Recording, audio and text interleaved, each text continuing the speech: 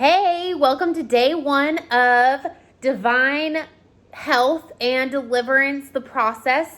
I'm being inspired from the 7 Pillars of Health by Don Colbert. However, I'm not preaching solely from this because I'd want you to go get the book if you're interested in learning more. But day 1 is all about water. The earth is 70% water. In the beginning, when God created the heavens and the earth, the Spirit was there hovering over the waters. And so water is so important. Did you know that within the first 6 months of a child's life, they consume 7 times as much water per pound as the average American adult? Pretty fascinating. So with our bodies being made up of 70% water, our brains 85% water in our brain cells, our blood is approximately 82% water, and our bones are 25% water. So even these hard structures that make up our skeletal system have water components in them, within them, making up so much of our body. So water's super important. A lot of people turn to caffeine drinks or sugar, and that actually takes water away from our bodily systems.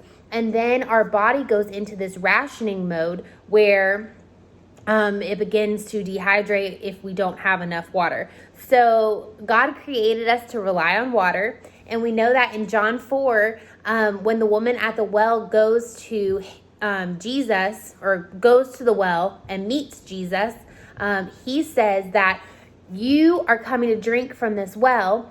It is water that you're going to be thirsty again after you drink it, because our body uses that water physically.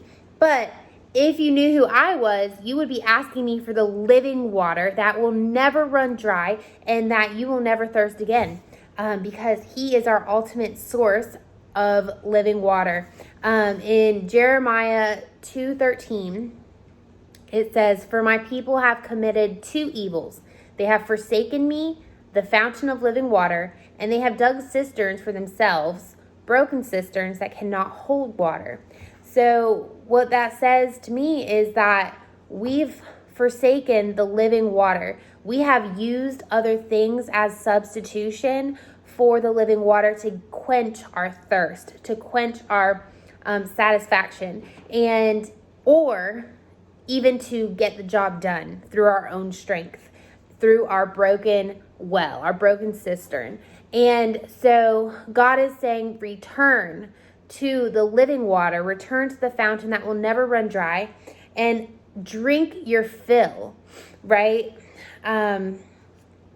So the thing with medications, if you have a headache in the afternoon, it could very well be because you don't have enough water. And if you're getting that headache, sometimes you pop Tylenol. And the doctor who wrote this book says, your body's not suffering from a Tylenol deficiency. Medications don't necessarily address the problem, they just mask a symptom. So returning to the source, and really as you're going through this process, saying, Lord, what does my body need? And getting with him, to rely on him to provide the fullness of our needs. As that Isaiah 55:1-2 says, "Come all you who are thirsty, come to the waters, and you who have no money, come, buy, eat, buy wine, milk without money and without cost. Why spend money on what is not bread, and your labor on what does not satisfy? Listen to me and eat what is good." Oh, just kidding, that's not. Yeah. "And you will delight in the richest of fare." So going back to the invitation that God is extending to us, to come to him and to drink freely what he is giving and providing to us. So I am believing that God is going to just allow us to flow and grow with him as we continue to learn. And drinking water is super important. So here's an article real quick. I'm going to read part of this, so they did a study on 20,000 men and women, and they found that those who drank 5 or more glasses of water daily had about half the risk of dying from heart disease compared to those who drank 2 glasses or less. This is from nutritionfacts.org, just so you know. So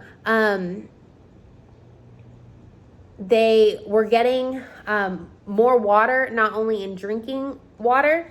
One of the best ways to spruce up your water is by adding fruit or a lemon. However, if you are not like, honestly, I don't do that often unless I'm feeling fancy and have time and energy to be able to do that, or fresh fruit. It's just not realistic, right? So like, add a squirt of lemon juice in the bottle. You know, do what you can where you are with what you have. Is all about grace. Or get the little squeeze in stuff. Just look at the sugar content, because sugar pulls water away, and it's not good for your body overall. So anyways, you can get water through vegetables and fruits as well. Did you know that a cucumber and a jellyfish are both 95% water? Isn't that fascinating? Okay, I don't want to make these videos too long, trying to keep it short and like I'm not rambling, but your body loses 2 quarts of water per day through peeing, sweating, and exhaling. So as you're going through your day, just remember to be drinking water. It is really, really good to give your system a flush in the morning, and by waking up and drinking like 8 ounces of water before you have your coffee, if you can, go for that. That's a great goal to start with. The World Health Organization recommends about 8 to 11 cups of water a day per woman and 10 to 15 cups for men. However, it does include the food that you eat. So depending on how much fruits and vegetables you have, it says we get about 4 cups of water from the food that we eat.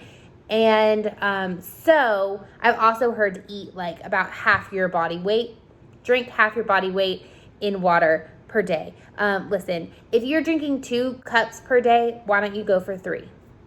Right? Start there. Start where you are, and make those little changes so that greater ones can come along the way.